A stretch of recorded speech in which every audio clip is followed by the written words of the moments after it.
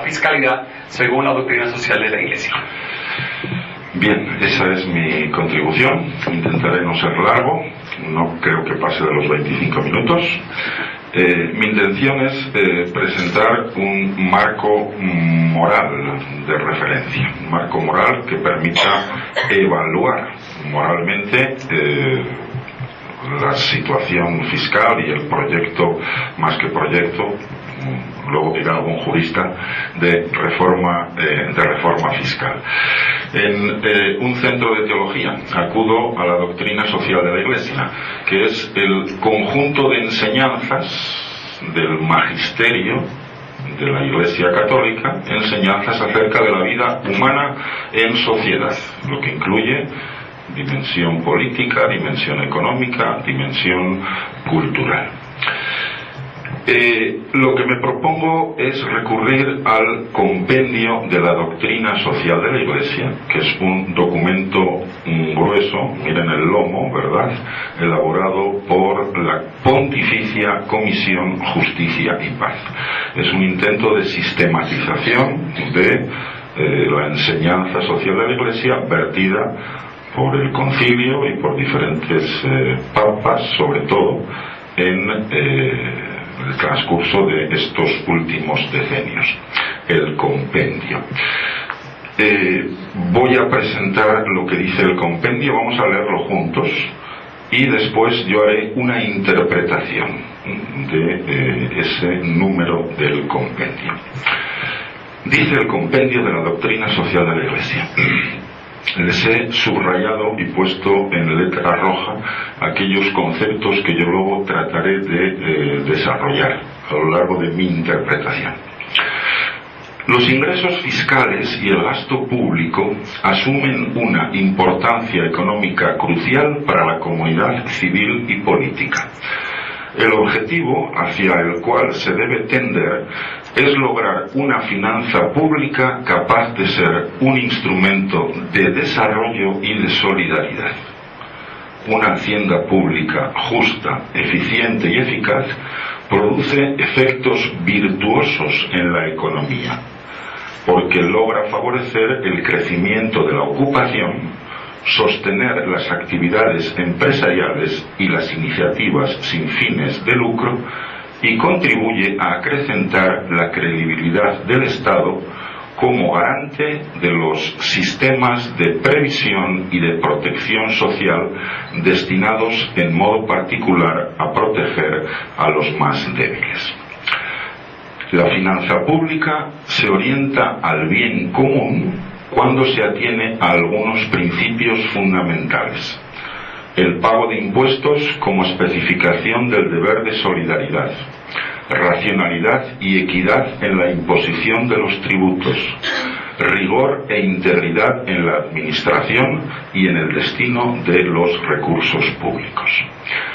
En la redistribución de los recursos, la finanza pública debe seguir los principios de la solidaridad, de la igualdad, de la valoración de los talentos y prestar gran atención al sostenimiento de las familias, destinando a tal fin una adecuada cantidad de recursos. Hasta ahí lo que se contiene en el compendio, y a partir de aquí mi interpretación que desarrollaré según ese esquema que están viendo en la pantalla. En primer lugar, llama la atención que, a pesar de la importancia económica crucial que el propio texto atribuye a la finanza pública, a pesar de eso, solo se le dedique un número, el número que hemos leído, 355. Un número de entre 583. Llama la atención. También llama la atención que en ese número se contiene un mapa conceptual, un conjunto de relaciones entre conceptos, un mapa conceptual bastante confuso. No es menos cierto que si ese número lo ponemos en su contexto, y el contexto es la doctrina social de la Iglesia, si ese número que hemos leído lo ponemos en su contexto, Entonces resulta ser que conceptos como justicia, bien común, solidaridad, desarrollo, adquieren un significado moral que es muy pertinente para nuestro tema. La consideración moral, ¿es justa o no? La consideración moral relativa a la reforma fiscal, y creo que también sucede que ese confuso mapa de conceptos muestra un perfil más organizado. Lo que voy a hacer es tratar de ordenar esos conceptos según el significado que adquieren en el conjunto de la doctrina social de la Iglesia. Bajo la denominación de la finanza pública, usualmente decimos las finanzas públicas, ¿verdad? Pero bajo la denominación de la finanza pública, yo me atendré a esa denominación, son tratados conjuntamente, como ustedes han visto, los ingresos fiscales y el gasto público, tratados conjuntamente. Yo entiendo que es una forma de expresar que los impuestos solo se justifican como modo de financiamiento de los gastos públicos, de los gastos del Estado, pero algo más, de los gastos del Estado en actividades propias del Estado, actividades propias del Estado. Eso permite entender que el compendio apele al rigor y a la integridad en la administración de los ingresos fiscales y de otros recursos públicos.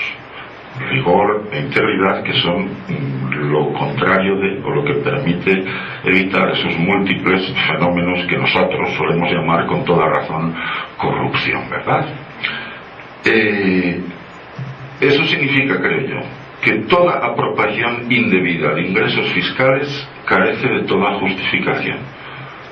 Si la única justificación posible de los ingresos fiscales es el financiamiento de los gastos del Estado en actividades propias del Estado, entonces, primero, toda apropiación indebida de esos ingresos o de cualesquiera otros recursos, obviamente, carece de toda justificación. Pero algo más. También todo gasto público en actividades que no son propias del Estado o para fines que no son propios del Estado carece de toda justificación. Piensen, por ejemplo, en aquellos gastos del Estado cuya finalidad es facilitar determinadas campañas electorales.